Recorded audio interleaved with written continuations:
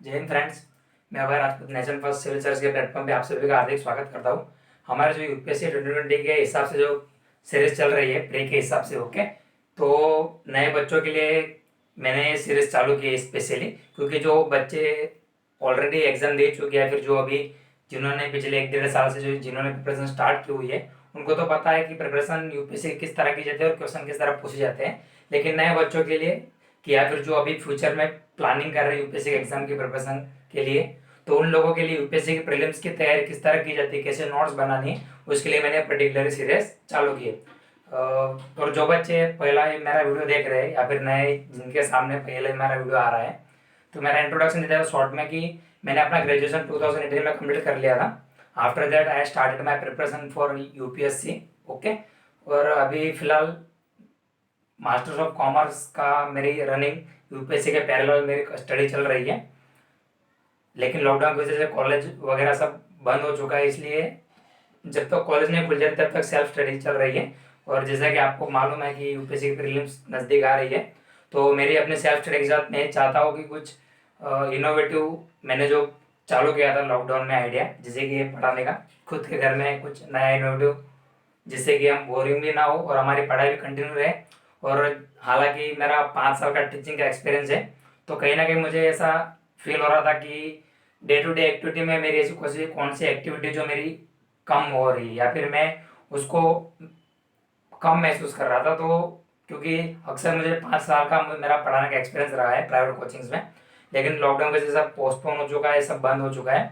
तो मैंने घर में एक नया इनिशिएटिव चालू किया था, जिससे कि मेरा भी सेल्फ स्टडी हो जाए और जो बच्चे नए हैं या फिर जिनको मालूम नहीं यूपीएससी के बारे में किस तरह प्रिपरेशन स्टार्ट करनी है, तो उन लोगों के लिए मैंने बेसिकली ये सीरीज चालू करी। और खास करके जो गुजराती मीडियम के बच्चे हैं, उनको तो किसी भी हालत में, आपको तो पता है कि यूपीएससी का प्री 2 ही लैंग्वेज में आता है पेपर, हिंदी और इंग्लिश में। तो आपको हिंदी या फिर इंग्लिश दोनों में से किसी एक लैंग्वेज को आपको प्रीफर करना पड़ेगा, ठीक है।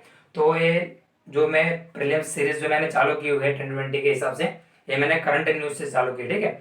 ये जो आज का बोर्ड पे टॉपिक्स लिखे हैं मैंने, ये अगस्त महीने के पिछले कुछ 4-5 दिनों के पहले के न्यूज है, ठीक है। तो देखते हैं हम लोग कि कौन कौन से टॉपिक है। मैंने टाइटल पे दिया हुआ है प्रीलिम्स फैक्ट। देखो, कॉन्सेप्चुअल क्लैरिटी, आप अभी 1 महीना नजदीक है, थोड़े दिन 3 वीक जैसा टाइम बचा है हमारे पास, तो आप कॉन्सेप्ट जल्दी डेवलप नहीं कर सकते। और किसी भी यूपीएससी की एग्जाम के जो सब्जेक्ट होते हैं उनको पढ़ने के लिए बहुत सा टाइम देना पड़ता है, तो आपको शॉर्ट में वो कंप्लीट नहीं हो पाएगा। तो मैं क्या करूँगा कि 5 सेकंड के लिए आप कुछ थोड़े टाइम के लिए साइड हो जाओगे, आप मोबाइल से अपना स्क्रीनशॉट ले सकते हो और जहाँ पे समझाने जैसा होगा वहाँ पे मैं एक्सप्लेन कर दूंगा, क्योंकि ज़्यादातर चीज़ यहाँ पे फैक्ट्स है, फैक्ट्स को एक्सप्लेन करने की आवश्यकता होती नहीं है, ठीक है।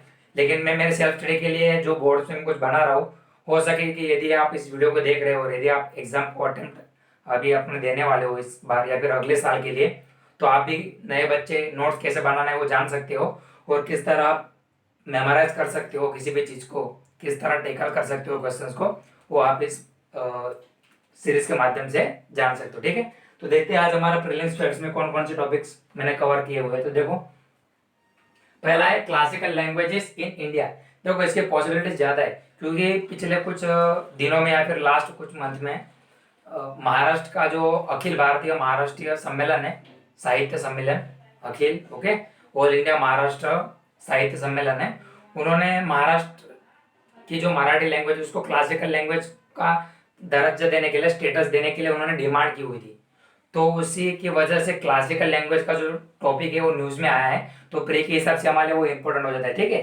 तो देखो, जो नए बच्चे उनको ध्यान में रखना है कि न्यूज यदि आप जानते हो तो आपको न्यूज में जो टॉपिक ध्यान में आता है या फिर जो सुना देता है, जैसे कि महाराष्ट्र में मराठी लैंग्वेज को क्लासिकल लैंग्वेज का दर्जा या फिर स्टेटस देने की मांग की जा रही है, तो आपको किस राज्य ने डिमांड की वो याद नहीं रखना है, लेकिन क्लासिकल लैंग्वेज के बारे में कॉन्स्टिट्यूशन में मेंशन है कि नहीं, या फिर क्लासिकल लैंग्वेज क्या होते हैं, उसके एडवांटेजेस डिसएडवांटेजेस क्या होते हैं, ये सब कुछ आपको जानना पड़ता है यूपीएससी की प्रिपरेशन के लिए, ओके। तो आज का हमारा पहला टॉपिक है क्लासिकल लैंग्वेज। देखो, mention in 8th schedule of constitution, जैसे कि मैंने लास्ट टाइम बताया था, लास्ट लेक्चर्स में मैंने, जिन्होंने नहीं देखा है वो आप देख सकते हो, लास्ट लेक्चर में मैंने कहा था कि इंडियन कॉन्स्टिट्यूशन में 12th शेड्यूल है, 12 अनुसूची है, उसमें से 8वीं जो नंबर की जो शेड्यूल है वहां पे 22 भाषाएं मान्य है, ठीक है। उन 22 भाषाओं में से क्लासिकल कुछ जो भाषा है उनमें से कुछ भाषाओं को, जो 22 भाषाओं में से कुछ भाषाओं को क्या है, क्लासिकल लैंग्वेज का स्टेटस दिया गया है। अब कौन से साल में दिया गया है उतना डीप तो यूपीएससी पॉसिबिलिटीज कम है कि कम पूछेगी। हमें सिर्फ इतना जानना है कि कौन कौन सी लैंग्वेज है जो क्लासिकल लैंग्वेज के कैटेगरी में आती है। तो देखो, तमिल लैंग्वेज सिंस 2004, मतलब कि सबसे पहले तमिल जो लैंग्वेज है सदर्न इंडिया की, उस तमिल लैंग्वेज को क्लासिकल लैंग्वेज का स्टेटस दिया गया था। ओके, फिर 2005 में संस्कृत को दिया गया था। फिर तेलुगु और कन्नड़ को कब दिया गया था? 2008 में। फिर देखो आपका मलयालम को दिया गया था 2013 में। और लास्ट लेटेस्ट जो पिछले बार दिया गया था 2014 में, किसको दिया गया था? उड़िया को। तो आपको याद रखना है प्रीलिम्स के फैक्ट के हिसाब से हाल में भारत में सिर्फ और सिर्फ 6 लैंग्वेजेस ऐसी है कि जिसको क्लासिकल लैंग्वेज का स्टेटस दिया गया है। ठीक है, अभी मराठी लैंग्वेज को क्लासिकल लैंग्वेज का स्टेटस दिया गया नहीं है। ठीक है, ये मैंने गूगल सर्च करके आपको बता रहा हूँ। अब आप बोलोगे कि सर क्लासिकल लैंग्वेज के एडवांटेजेस डिसएडवांटेजेस क्या होते हैं, उससे क्या फायदा होता है?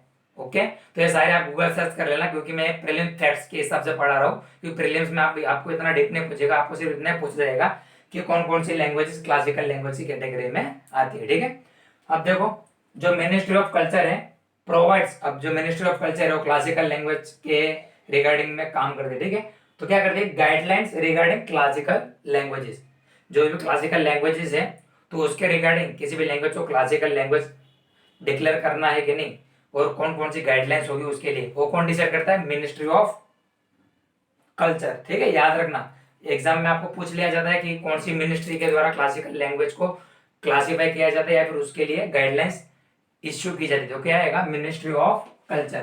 तो आपको डिपार्टमेंट या फिर मिनिस्ट्री भी याद रखनी पड़ेगी। कंफ्यूज करने के लिए आपको मिनिस्ट्री का नाम भी चेंज कर दिया जाएगा। ठीक है, नेक्स्ट देखो, ऑल्सो एमएचआरडी। एमएचआरडी का फुल फॉर्म होता है ministry of human resource development, यानी कि मानव संसाधन विकास विभाग। ओके, तो ये जो एमएचआरडी है, ministry of human resource development, provides benefits to promote it. और ये जो एमएचआरडी डिपार्टमेंट है, human resource development department ministry, वो खुद भी इस लैंग्वेज को प्रमोट करने के लिए क्या करती है? कुछ बेनिफिट्स देती है। अब वो बेनिफिट्स क्या है वो आपको गूगल करना है। ठीक है, वो सारा चीज बोर्ड पे लिखने की आवश्यकता नहीं, आप कुछ अपना एक्स्ट्रा रिसर्च करो। ठीक है, नेक्स्ट देखो, टॉपिक नंबर 2 आज का हमारा कौन सा है? IWTC। अब IWTC का फुल फॉर्म क्या है? International women's trade centre. International women's trade centre. अब ये कहाँ पे सेटअप किया गया? किसने सेटअप किया है? केरला गवर्नमेंट ने, मतलब इस केरला के स्टेट ने क्या किया हुआ है? इस बॉडी को सेटअप किया, international women's trade centre. Okay, in consonance with, consonance यानी कि किसी के संबंध में, किसी के साथ तालमेल मिल सके उस हिसाब से। Okay, in consonance with UN SDGs.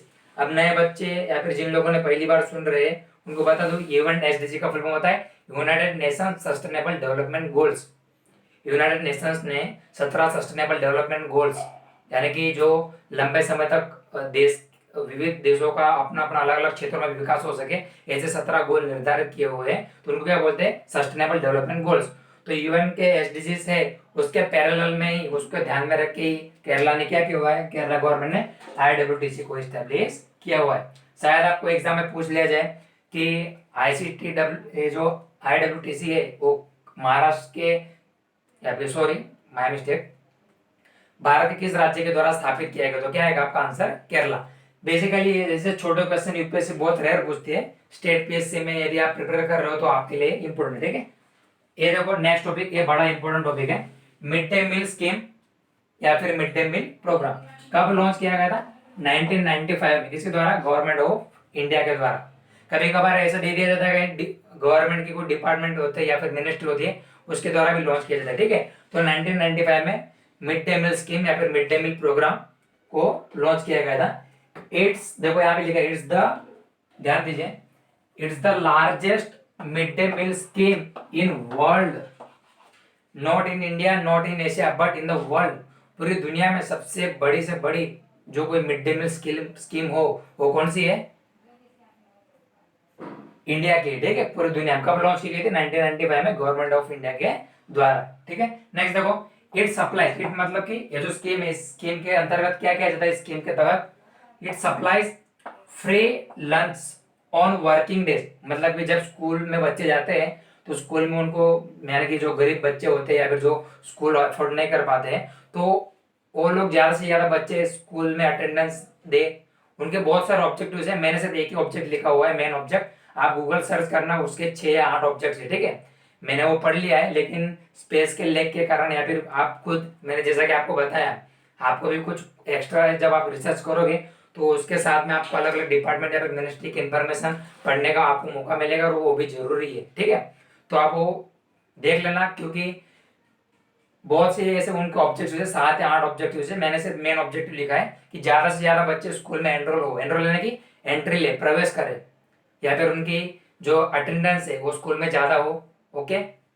उसको लिए ये स्कीम लॉन्च की गई थी, okay. On working days for children in primary, देखो प्राइमरी स्कूल में, अपर प्राइमरी क्लासेस में, अब कौन कौन सी जगह पे, गवर्नमेंट गवर्नमेंट एडेड मतलब कि ऐसे स्कूल्स कि जो गवर्नमेंट की विधि से या फिर गवर्नमेंट के पैसे से, विधि मतलब कोई लड़की नहीं है, विधि हिंदी में हिंदी वर्ड है, उसको बोलते हैं फाइनेंस, जो गवर्नमेंट के फाइनेंस के द्वारा गवर्नमेंट के पैसों से चलती हो जो स्कूल्स हो, लोकल बॉडीज हो कोई, ओके।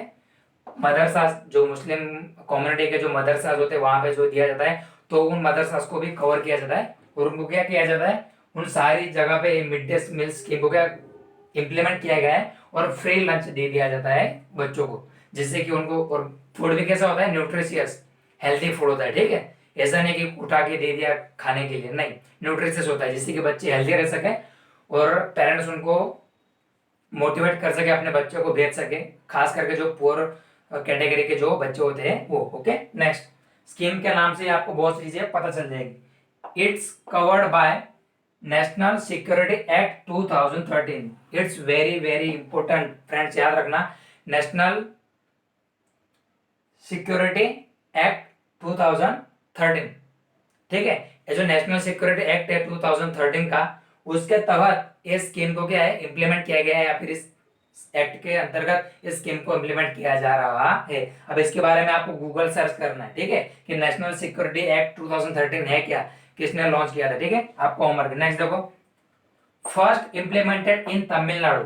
ये जो मिड डे मील स्कीम है, भारत के ऐसा कौन सा राज्य था पहला जहां पे mid day meal scheme implement की गई थी, तमिलनाडु, ओके। नेक्स्ट देखो, is the mid, okay, Tamil Nadu. देखो मेन ऑब्जेक्ट, जैसे कि मैंने बोला कि बहुत सारे ऑब्जेक्ट, मेन ऑब्जेक्ट क्या है, टू बूस्ट एजुकेशन, एजुकेशन को बूस्ट करना। अब एजुकेशन बूस्ट कब होगा, जब बच्चे ज्यादा से ज्यादा स्कूल में पार्टिसिपेट हो गए, स्कूल में एंट्री करेंगे, उनके हाजिरी ज्यादा होगी, ठीक है, अटेंडेंस ज्यादा होगा तब। नेक्स्ट देखो, अब एक्स्ट्रा इंफॉर्मेशन मैंने दिया है, क्योंकि एग्जाम में यदि आपको पूछ लिया जाए कि Akshaya Patra foundation is related to which of the following statement, या फिर which of the following incident, कि भाई किस घटना से संबंधित है अक्षय पात्रा फाउंडेशन, तो आपको दे दिया जाएगा कि भाई बैंक के किसी सेक्टर से रिलेटेड है, या फिर इंडस्ट्रियल सेक्टर से रिलेटेड है, या फिर वुमेन के वेलफेयर के लिए वो फाउंडेशन काम करता है, तो नहीं। तो आपको क्लियर होना चाहिए माइंड में कि अक्षय पात्रा फाउंडेशन है, इज अ मिड डे मील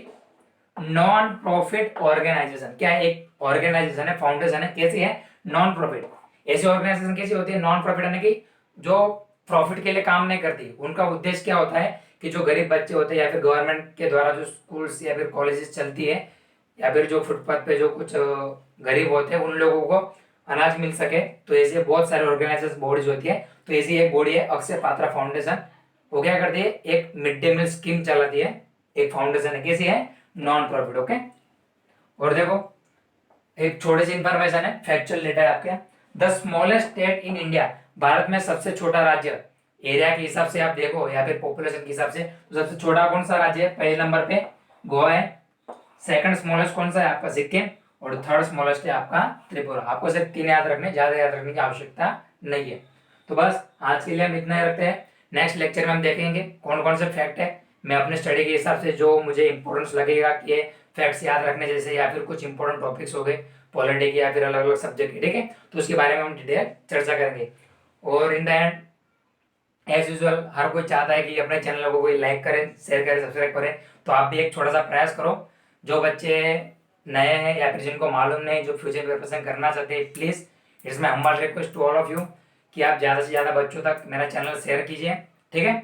और किसी भी तरह का आपको दिक्कत आती हो या फिर आपको कोई क्वेरीज हो तो कमेंट बॉक्स में मेंशन कीजिए। Okay, and wish you all the best for examination. Okay, thank you. जय हिंद, जय भारत।